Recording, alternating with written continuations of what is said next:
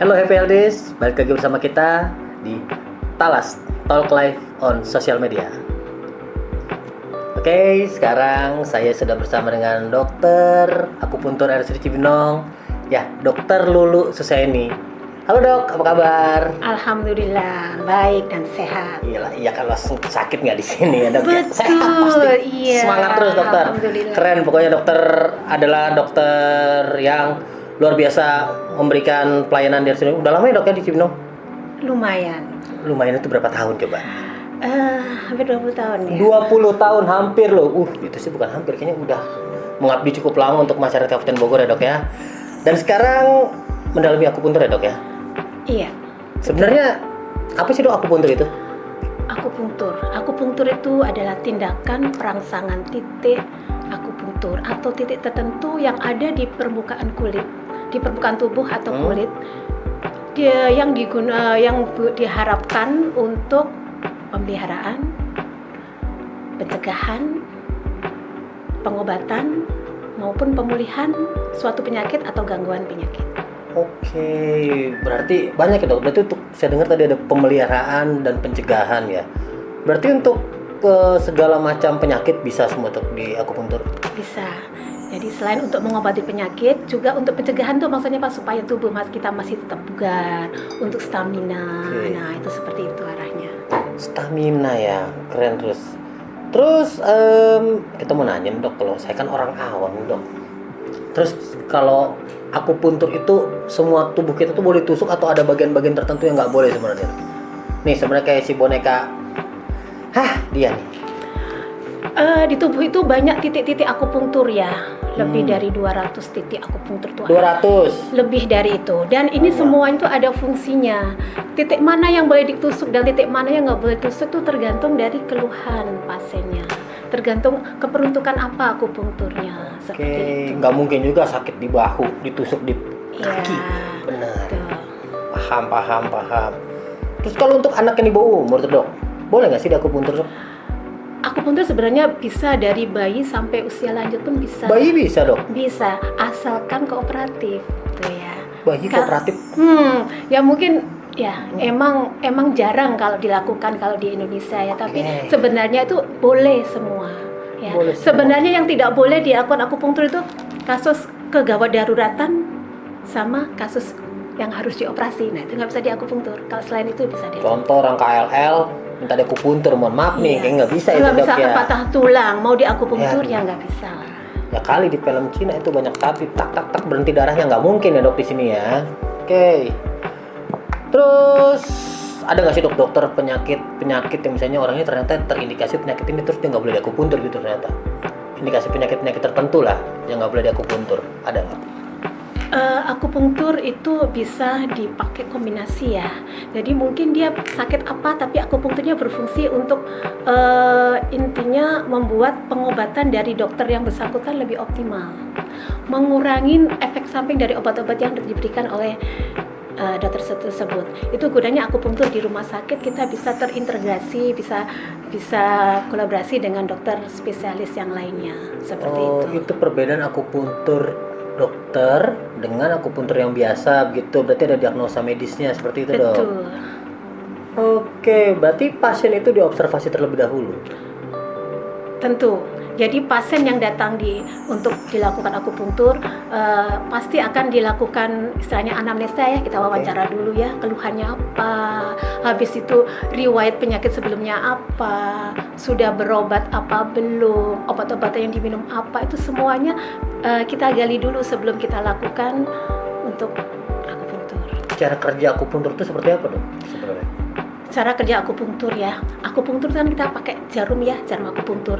Jadi jarum akupuntur itu ditusukkan secara hati-hati di titik-titik pada titik-titik akupuntur pada tubuh pasien ya. Dengan hati-hati dan akan kita biarkan beberapa lama. Jadi ada waktunya nih, mungkin antara 15 sampai 30 menit. Seperti itu. Dan bagaimana jarum itu yang jarumnya ditusukkan tuh bisa mengobati penyakit gitu kan maksudnya ya. Yeah. Nah, ya itu tadi kan prosesnya jarum ditusukkan di titik akupunktur si sakit ya. Titik nyeri. Nah, titik nyerinya. Secara dalam pengobatan tradisional Cina Itu akupunktur itu dipercaya mampu melancarkan energi atau qi kalau istilah Cina itu ya, qi dalam tubuh. Ci. Ya, dalam Cina, tubuh. Ci. Ya. Ya. Qi, energi kehidupan qi itu. Ya, itu seperti itu. Jadi kalau misalkan seseorang energinya itu ada sumbatan, ada hambatan, itu akan menimbulkan pasien sakit. Ya, kalau secara kedokteran modern, kedokteran konvensional itu perlu diketahui bahwa terjadinya suatu penyakit dalam tubuh kita itu pada dasarnya bisa disebabkan oleh ketidakseimbangan neurotransmitter yang ada dalam tubuh. Jika ketidakseimbangan itu berlangsung lama dan dibiarkan, ini akan mengganggu keseimbangan yang ada dalam tubuh, mengganggu metabolisme dan imunomodulator di tubuh, dan ini yang akan menyebabkan gangguan penyakit. Ya. Dokter jelasin keren banget Ya. itu ada. Dan kalau misalkan nih secara titik yang ditusukkan ke titik akupunktur misalkan di sini, nah seperti itu kan di kulit nih, dia akan merangsang saraf sensorik di sini. Di titiknya itu kan letaknya di otot atau di kulit. Dia akan merangsang saraf sensorik. Nah, saraf sensorik saat dirangsang, dia memicu tubuh untuk mengeluarkan hormon alami. Salah satunya, contohnya itu hormon endorfin. Hormon itu akan mengurangi rasa nyeri. Salah satu kerjanya seperti itu. Ya, itu untuk kasus-kasus misalkan untuk ada nyeri kepala, nyeri otot. Nah, dengan ditusuk titik tersebut, itu akan membuat seperti obat analgetik ya. Nah, tapi itu tanpa minum obat. Dari tubuh kita sendiri mengeluarkan hormon yang anti nyeri tersebut. Nah, itu salah satu cara kerjanya yang bisa dijelaskan secara kedokteran konvensional maupun Cina. Keren loh, berarti lo pengobatan ditusuk tapi bisa menyembuhkan. Keren. Terus ditusuk itu sakit nih sih, Dok?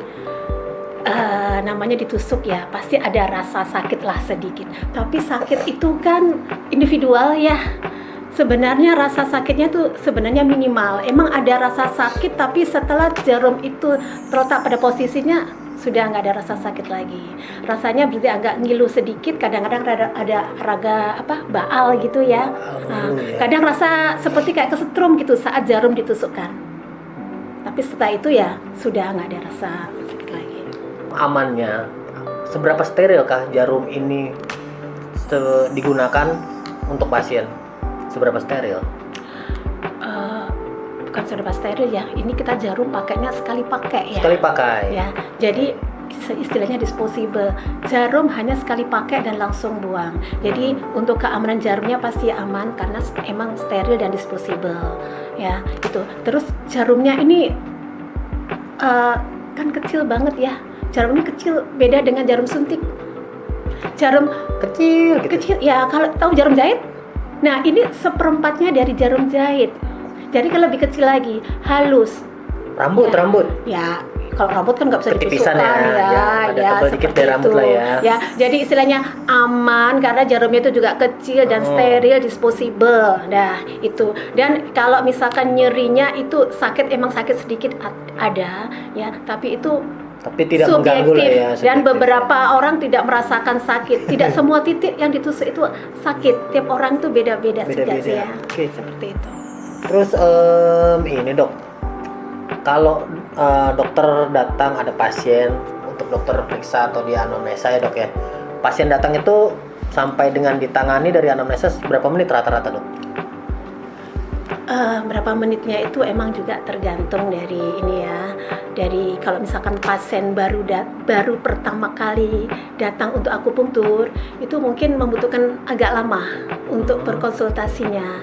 Soalnya kan kita baru datang tuh menggali semua keluhannya, semua penyakit yang ada, yang riwayat penyakitnya itu apa aja, termasuk obat-obatan yang pernah diminum, tindakan apa yang sudah pernah dikerjakan. Pokoknya semuanya itu kita anamnesa semua, habis itu baru dilakukan akupunktur. Jadi kalau anamnesanya itu wawancaranya istilahnya tidak bisa kita ini Prediksi bisa ya, 5 tidak. menit, bisa sampai 20 menit bisa juga. Cuman kalau untuk penusukan jarumnya, kita tusukkan jarum, kemudian kita biarkan, itu juga ada waktunya. Oke. Tergantung juga dari keluhan sama penyakitnya yang diderita sama pasiennya. Range-nya antara 15 sampai 30 menit. 15 sampai Iya, 30 menit seperti itu itu. rata-rata Nah, ya, Dok? setelah itu baru kita cabut semuanya jarumnya, seperti itu. Sebenarnya akupunktur ini bisa untuk penyakit apa aja spesifiknya? Sebenarnya banyak ya, akupunktur itu apa aja. Mungkin garis besarnya misalkan untuk kasus penyakit neuro, penyakit saraf, yang paling banyak itu kelumpuhan post stroke. Jadi biasanya kan ada Ya. lemah bagian sebelah mana itu ya post stroke. Nah, itu bisa dengan akupunktur. Ada juga yang Bell palsy itu wajah yang mencong sebelah, itu juga bisa. Kenyon. Yang paling banyak itu nyeri kepala, vertigo, migrain. Itu dengan akupunktur responnya bagus banget. Ya. Terus nyeri semua, nyeri sendi, nyeri otot. Kan kadang-kadang pinggangnya sakit, lutut sakit. Kadang-kadang daerah leher sakit. Nah, itu semuanya bisa dengan akupunktur. Hampir semua kasus nyeri dengan akupunktur responnya bagus. Itu untuk kasus penyakit saraf. Untuk penyakit dalam, GERD, dispepsi, lambung. Nah, itu kadang-kadang kalau misalkan dispepsi atau sakit mah yang kronis, itu dengan akupunktur itu bagus. Jadi sudah biasa minum obatnya, dan lama-lama itu bisa mengurangi pemakaian obat-obatan tersebut. Terus diabetes bisa. Diabetes juga boleh. Iya, geriatric problem. Kalau misalkan orang udah usia kan keluhannya macam-macam ya. Nah, itu juga bisa dengan akupunktur. Itu untuk penyakit dalam ya. Untuk kebidanan itu misalkan gangguan menstruasi, haidnya tidak teratur, atau nyeri saat haid, atau mungkin program untuk hamil, itu bisa juga dengan akupunktur. Ya. Dan ini semuanya pun juga bisa kombinasi dengan pengobatan dari dokter spesialis yang lain. Ya. Untuk THT misalkan rinitis yang faktor alergi, sinusitis maupun yang rinitis itu berarti kan ini ya ingusan mulut itu ya. Ya. Tinnitus yang telinga berdenging. Nah, itu juga bisa dilakukan dengan akupunktur. Untuk kasus jiwa psikiatri misalkan insomnia yang sulit tidur, kadang-kadang ada beberapa keluhan sulit tidur ya, itu cemas. Nah, itu bisa juga dengan akupunktur. Kalau saya sulit melupakan pasangan, Dok, bagaimana? Nah, bisa di akupunktur, Dok? Jangan, masa ya melupakan? Ini sulit melupakan pasangan, berarti kan saya emang sulit melupakan dia gitu loh. Emang nggak boleh di akupunktur, biarin aja ya, Dok. Biarin aja, alami berarti emang aja. alami itu, Dok ya. Ya, nggak apa-apa berarti ya. Iya, alami aja. Terus untuk ini, Dok, ini kan yang dokter sebutin tadi kan banyak kan untuk rawat jalan ya. Untuk rawat inap misalnya gini, Dok, dia post op, ada nggak di akupunktur? Post op itu berarti akupunkturnya bukan kaitannya dengan operasinya ya. Jadi kaitannya dengan pemulihan kesehatannya. Ya, jadi mungkin kadang-kadang kan mungkin sebelum post op tuh emang kondisi staminanya kurang bagus. Nah, itu juga bisa di akupunktur. Atau saat habis post op ternyata dia keluhan kayaknya malas makan, mual muntah, itu bisa dengan di akupunktur, bantu dengan di terapi akupunktur. Selain kalau post op pasti kan masih di rumah sakit kan. Nah, obat-obatan masih tetap jalan. Nah, itu seperti itu. Arahnya mengurangi keluhan-keluhan dari efek dari obat tersebut. Oh, jadi gitu ya, Dok ya. Bagus banget ya. Oh, gini, Dok. Terus untuk pasien yang punya dipegang oleh dokter lain atau punya penyakit lain, dikombinasikan dengan akupunktur bisa penyakitnya? Bisa. Akupunktur itu bisa dilakukan bersama dengan pengobatan dokter spesialis lain. Ya, misalkan nih pasien itu sudah menderita misalkan hipertensi, diabetes, ya seperti itu kan sudah dapat obat-obatannya dari dokter spesialis penyakit dalam. Ada misalkan juga dia ada dispepsia, ada macam-macam semuanya itu, dan sudah dapat dari obat dari dokter spesialis. Akupunktur di sini berfungsi untuk mengoptimalkan obat-obatan tersebut. Fungsinya lebih bagus dan mengurangi efek samping dari obat yang diberikan. Dan itu nanti lama-kelamaan kita akan mengurangi polifarmasinya itu. Jadi lama-lama obatnya akan berkurang. Dan hasilnya penyembuhannya biasanya insya Allah lebih bagus dan lebih cepat. Ya. Terus untuk kalau dia kemo, Dok, atau cancer, itu boleh apa bisa nggak di akupunktur? Jadi fungsinya akupunktur yang kaitannya dengan pasien yang sudah di kemoterapi ini kaitannya kan dengan ini ya, paliatifnya ya. Jadi orang yang di kemo atau radioterapi itu kadang-kadang pasien kondisinya lemah, malas makan, kadang-kadang tuh mual, muntah. Ini akupunktur berfungsinya itu membuat pasien tuh merasa lebih nyaman, lebih enak. Keluhan-keluhan efek samping dari kemo maupun dari yang radioterapi tadi itu akan berkurang. Jadi walaupun dia dilakukan kemo maupun radioterapi, itu pasien kondisinya aman-aman aja, nggak ada keluhan yang mengganggu kenyamanannya dia. Oke. Untuk masyarakat yang mau untuk diakupuntur di RSUD Cibinong, itu setiap hari apa, Dok? Hari Senin sampai Jumat. Senin sampai Jumat ada. Terus jamnya? Jam 8 sampai jam 2. Jam 8 sampai jam 2 siang. Oke, jadi untuk yang pegel-pegel, staminanya lemah, atau mungkin yang lain-lain, pusing-pusing, Dok, vertigo tadi, banyak penyakit-penyakit yang lainnya. Mungkin kalau misalnya datang ke poliakupunktur bisa menyelesaikan masalah itu ya, Dok, ya? Begitu ya? Betul. Untuk pasien, Dok, yang mau ke poliakupuntur ini, berapa maksimal dia dalam sebulan boleh berkunjung ke poli ini? Bukan berapa maksimal ya. Jadi kapan akupunkturnya ini dilakukan, berapa kali, itu tergantung dari keluhan pasiennya, tergantung dari penyakit apa yang diderita pasien ya. Jadi kalau misalkan pasien yang post stroke ya, post stroke itu harus dilakukan satu serinya 12 kali. Jadi 12 kali kunjungan. Nah, itu biasanya ditempuhnya seminggunya 2 kali. Seminggu 2 kali sampai 12 kali. Iya. Setelah 12 kali istirahat, diberi waktu istirahat 2 minggu. Nanti kalau misalkan ternyata emang belum selesai, pemulihannya belum ini, diulangi lagi. Diulangin lagi. Itu. Jadi berseri seperti itu. Tapi kalau ternyata emang satu seri, kadang-kadang tuh pasien tuh 6 kali datang sudah normal seperti itu, biasanya paling satu seri selesai, nggak masalah seperti itu. Tapi untuk keluhan-keluhan pasien yang keluhannya ringan, itu kadang-kadang ya cuman berapa kali, mungkin setengah seri, 6 kali, atau kadang-kadang 3 kali aja sudah membaik ya, Dok? Sudah membaik ya. Ya, tergantung dari keluhannya itu. Kalau untuk stamina, kadang-kadang pasien rasa pegel-pegel, capek, kayaknya mungkin habis perjalanan jauh, kadang-kadang sekali aja cukup, seperti itu ya. Nanti kalau kondisinya dia kayaknya mungkin seminggu lagi kayaknya ini badannya kayaknya kurang fit lagi, bisa datang lagi. Biasanya, Dok, setelah dia ditusuk kan, biasanya kan setelah ditusuk terus dia pulang. Nah, efeknya itu berapa jam setelah ditusuk biasanya, rata-ratanya biar mereka mulai merasakan ada perubahan gitu loh, Dok? Efeknya itu individual ya, tidak selalu sama.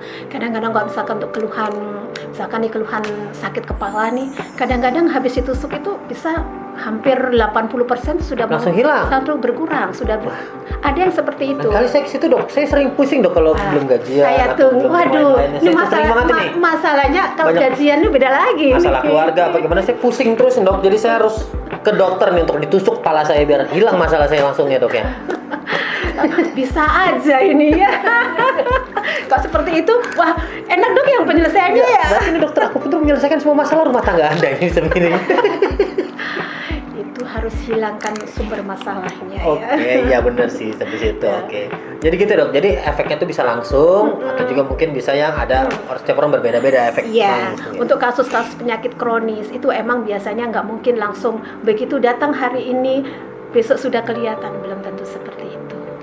Ya, jadi emang apalagi misalkan yang post stroke yang ada yang lemah badan seperti itu, seringkali kadang-kadang beberapa kali kunjungan baru mulai merasa perubahannya, baru gerakannya, kekuatan dari tangan atau kaki motoriknya itu baru mulai kelihatan.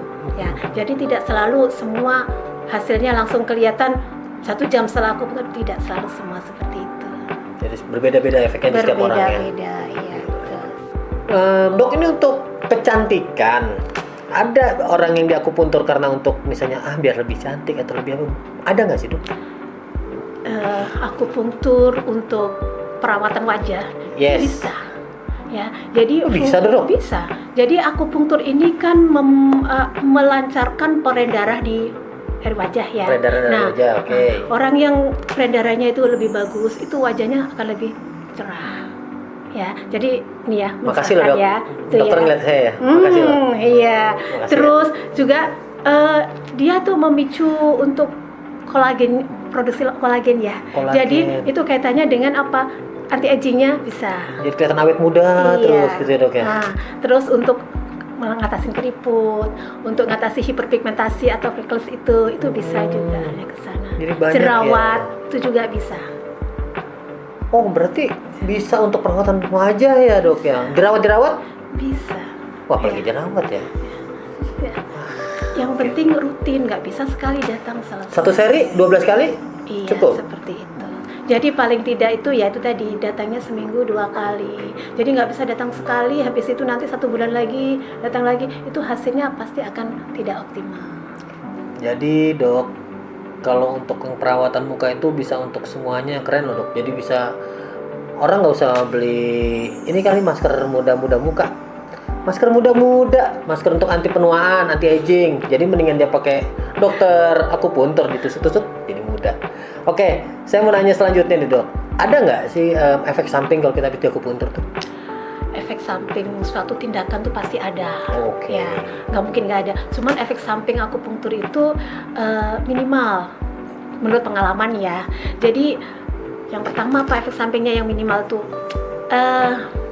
agak sakit kan ditusuk. Oh, paling cuma gitu ya, Nah, perih. ya seperti gitu, itu wajar seperti ya. itu, Cuma ditusuk ya wajar lah, Nah, perih wajar. Terus nanti waktu jarum dicabut kadang-kadang Ngilu. keluar darah dikit. Wah, wajar. Tapi itu pun begitu ditekan sudah hilang. Hilang. Dan itu pun Tipis. tidak selalu Keluar darah. bekas tusukan keluar darah. Ya, Tidak tidak selalu. Seandainya ada itu paling dari 20 tusuk mungkin ada 1 yang Oh, itu enggak selalu. Dan nggak itu selalu. pun bisa aja tidak ada keluar darah yang juga ya. keluar Oke. ya. Itu. Yang kedua ya selain rasa sakit tadi kadang-kadang ada kayak rasa kedutan kayak kram tuh. Nah, Kebas. seperti itu ya. Memar, bekas yang tadi keluar darah itu kadang-kadang bekasnya itu memar agak biru, tapi itu nanti juga akan menghilang sama dengan kita saat kebentur Secara tuh alami ya. ya, Dok, ya. Atau kalau misalkan mungkin dipercepat paling ya kompres dengan hangat, air hangat ya.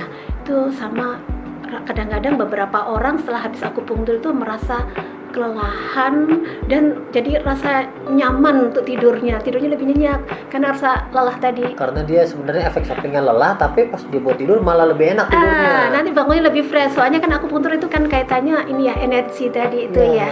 Nah ya jadi titik-titik yang ditusuk itu kan juga istilahnya energinya yang ini yang dimanipulasinya. Ya itu aja sih. Jadi nggak banyak-banyak yang kayak sampai efeknya muntah-muntah, bagaimana? Wah, kayaknya enggak ya, Justru Dok, ya. malah mengurangin muntah-muntah itu. Kalau misalkan datang muntah-muntah ya kita tusuk untuk tusuk mengurangin lagi. mual muntahnya itu Di mana untuk kira-kira di sini, Dok? Efek muntah-muntah. Enggak ya, beda ya. Lah, daerah perut. Ya. Oh, Dan daerah nggak perut. ada ceritanya akupunktur itu efeknya muntah-muntah nggak ada. Oke. Yang datang ke akupunktur untuk ngurangin muntahnya, nah itu yang Ada. sering ya seperti itu. Jadi gini, Dok, akupunturnya saya tahu ya, Dok ya. Kan tadi dokter juga sampaikan pakai jarum yang sangat tipis itu ya, kecil itu. Selain pakai jarum itu ada nggak sih, Dok? Media lain atau alat lain yang dipakai? Ya, kalau dilihat di film-film Cina itu kan akupunktur dengan jarum ya. Itu kan zaman-zaman dahulu kan emang adanya mungkin itu ya. Tapi sekarang zaman modern kayak begini tuh akupunktur itu istilahnya modalitasnya itu bisa macam-macam. Kalau akupunktur dengan jarum aja kita sebut manual akupunktur. Terus akupunktur kalau kita sambungkan dengan stimulator listrik, nah itu namanya elektroakupunktur. Jadi nanti dialirkan listrik dengan tegangan rendah, itu namanya elektroakupunktur. Elektroakupunktur. Nah, ada lagi yang namanya termoakupunktur. Jadi akupunkturnya jarumnya ini diberi pemanasan, bisa istilahnya moksa atau ada lampu pemanas khusus tuh. Nah, itu namanya termoakupunktur. Termoakupunktur. Ada lagi namanya akuapunktur. Air tuh, aku tuh air tuh Iya, kayaknya tuh. betul. Jadi Gimana ceritanya tuh, Dok? perangsangan titik akupunkturnya ini menggunakan cairan. Dengan caranya gimana? Disuntikkan di titik akupunktur. Oke. Ya, jadi Gitu dengan ya. jangan jarum spet kita suntikkan Misalnya dia sakitnya di titik-titiknya. bahu tadi, Nih, Dok. misalkan di Di bahu bahu, nih, di sini. Ya udah kita suntikkan di titik yang di sini nih. Misalkan berapa? Disuntik, Iya. set. Iya. Itu jadi manipulasinya dengan memberi rangsangan Berupa cairan, aku itu tadi ya, Dok. Terus yang selanjutnya ada juga laser punktur. Jadi pemakaiannya dengan laser. Nah, ini Laser. cocok untuk anak-anak. Oh, jadi yang tidak ada dokter rasa bilang sakit. tadi biar dia nggak berontak Iya, juga, biar gampang jadi dia nggak tahu ya, Dok ya. tidak ada rasa sakit sedikit pun kalau seperti ini. Oke. Ya, jadi lesannya itu diarahkan pada titik-titik akupunktur sesuai dengan keluhan pasiennya. Dan ini sangat cocok untuk kasus-kasus anak, terutama pasti anak yang misalkan autis, hiperaktif, itu dengan akupunktur ini Laser bisa. itu tadi ya? Iya, ya seperti itu. Manual akupunktur sudah Bisa, kita. oke. Elektroakupunktur Ada tuh. sudah Oh, ini ada. keren tuh, elektro. Termoakupunktur ini menyusul. Termo itu yang sebentar tadi lagi. dipanasin itu, Dok, ya? Iya, Oke. dengan kita pakai lampu yang Lampu khusus tadi. itu. Iya. Tapi yang aqua dan yang tadi satu Laser, laser itu belum laser ada. punktur belum. Akupunktur sebenarnya nanti kita iniin dulu lah. Tapi tenang, Nah, menyusul pasti bisa. Pasti bisa dari Sudah Cibinong untuk itu tadi menyusul pasti bisa. Tenang aja, kalian tunggu aja. Nah, kalian semua kan udah tahu, nggak sakit di akupuntur. Jadi mendingan kalian datang ke sini dan periksakan semuanya. Ada dokter Lulu, ada satu lagi itu dokter Eti ya, dokter Iya. Eti Sutarti. Terus saya mau nanya pertanyaan berikutnya, Dok. Kalau untuk orang yang punya gangguan penglihatan, misalnya kayak katarak, glaukoma atau mata minus gitu, bisa nggak sih, Dok, di akupuntur? kalau untuk keluhan mata minus, mata lelah, kayak gitu, glaukoma itu bisa. Tapi kalau untuk katarak kan kalau waktunya operasi ya harus Oke, operasi. kalau katarak nggak bisa Iya. ya. Kantung mata yang tebal tuh, Dok, bisa Itu berkurang. Itu bisa. Cuman intinya kan perawatan kayak gitu kan. Tetap ingat, harus rajin, itu nggak bisa instan. Ya. Ya, itu bedanya akupunktur kan sesuatu yang ini ya. berproses. Jadi nggak instan yang masa Iya. sekarang mau di akupuntur besok matanya terang, nggak mungkin. Jadi harus pelan-pelan. Satu-satu, sekali, 2 kali, 3 kali, sampai tadi satu serinya 12 kali. Iya, betul. Tapi kebanyakan kalau yang nggak berat-berat banget, tadi kan cuma sekitar 6 kali, 7 kali sudah bisa melihat perubahannya, Dok ya, ada perubahannya. Iya, keren loh. Akupuntur ini saya juga baru tahu loh, Dok, bisa akupuntur itu bisa sejauh itu loh penanganan terhadap kesehatan kita loh. Untuk teman-teman atau healthies yang ingin mengetahui, ingin berobat akupuntur di RSUD Cibinong, silahkan datang. Bisa ketemu langsung dengan Dokter Lulu ataupun dengan Dokter Eti. Ya, terima kasih dokter atas waktunya, atas semuanya yang memberikan kita pengetahuan baru tentang ini semua. Terima kasih. Wassalamualaikum warahmatullahi wabarakatuh.